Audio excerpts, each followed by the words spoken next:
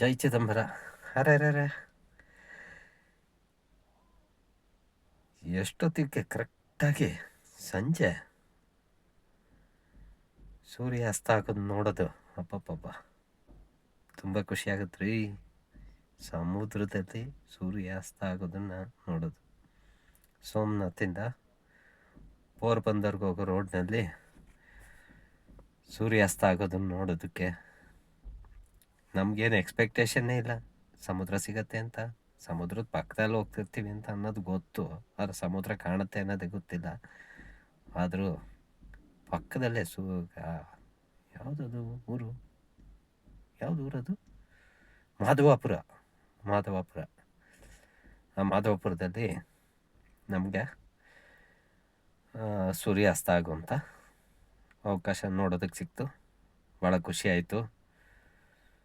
ಬನ್ನಿ ನೋಡ್ಕೊಂಬರೋಣ. ಜೈ ಚಿದಂಬರ.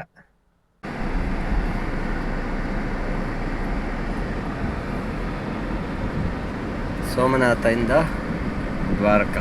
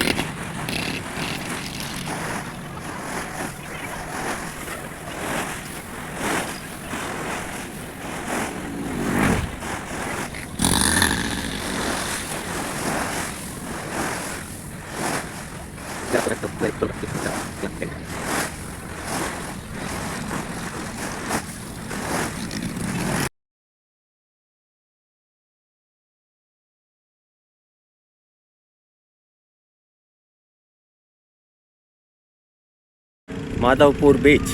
कृष्ण भगवान ने मैरिज इधर किया था। कृष्ण भगवान ने मैरिज आया था। माधव रुक्मिणी का विवाह हुआ था इधर. ओ इसका गांव में मंदिर है। बिता के एक फोटो ले लो। हां ले लो थैंक यू। थोड़ा स्टोरी बोल देना. वो थोड़ा कथा बोल रहा था ना, वो बोल देना. रुक्मिणी का विवाह हुआ था यहाँ पे. यहाँ पे हुआ था राधा रुक्मिणी का माधव Okay. रुक्मणी माधव रुक्मिणी माधवपुर में ये हाँ माधव नाम से माधवपुर गांव गांव का नाम पड़ा है। वो गांव का नाम ही माधवपुर ओके ओके वो बोरबंदर जाने वाला रास्ता है ओके थैंक यू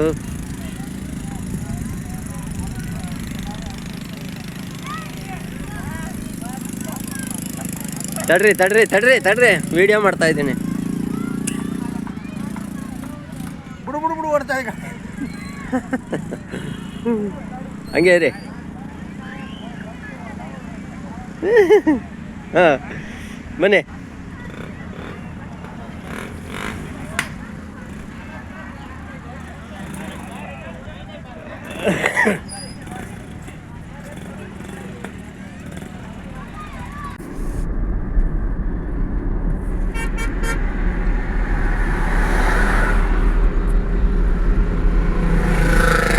ನಾನು ಹೇಳಿಲ್ವಾ ಅವಾಗ್ಲೇ ಸಮುದ್ರದ ಪಕ್ಕದಲ್ಲೇ ಹೋಗ್ತಿರ್ತೀವಿ ನಾವು ಅಂತ ಆ ಕಿಟಕಿಲಿ ಹಿಂಗೆ ಇಟ್ಕೊಳ್ಳಿ ಬಾವ ಜಾಸ್ತಿ ಬೇಕಾ ಬೇಡ ಕರೆಕ್ಟ್ ಟೈಮಿಗೆ ಬಂದಿದೀವಿ ಕಣ ಗುರು. ಹೌದು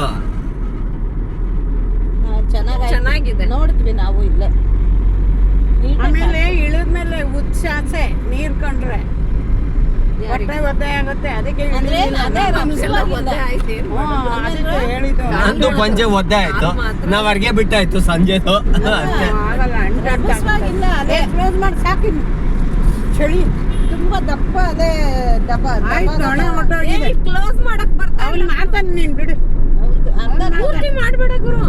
ಮಾಡ್ಲಿ ಸುಮ್ನಿರಮ್ಮ. ಚಳಿ ಉಸಿರಾಡಕ್ ಬೇಡವಾ ಗಾಳಿ ಎಲ್ಲ ಇಳ್ಸೋದಂಗ್ ಉಸಿರಾಡ್ತದೆ. ಹಂಗೆ ಬಂದಿಯಾ ಹೊರಗಡೆ ಆಡ್ತಿದ್ವಿ. ನೋಡಿ ಸಮುದ್ರ ಹೆಚ್ಚು ಕಡಿಮೆ 3 ಕಿಲೋಮೀಟರ್ ಮೇಲೆ ಇದೆಯಪ್ಪ. ನಾವು ಜಾಸ್ತಿ ಅವತ್ತು ನೈಟ್ ಅಲ್ಲಿ ಬಂದ್ಬಿಟ್ವಿ. ಆಯ್ತು ಅಲ್ಲ ನೈಟ್ ಅಲ್ಲಿ ಬಂದ್ವಿ ನಾವು. ಹಾಗಾಗಿ ನಮಗೆ ಗೊತ್ತಾಗ್ಲಿಲ್ಲ ಬರ್ಬೇಕಾದ್ರೆ ಅಲ್ಲಿ ಲಾಸ್ಟ್ ಟೈಮ್ ಅಲ್ಲಿ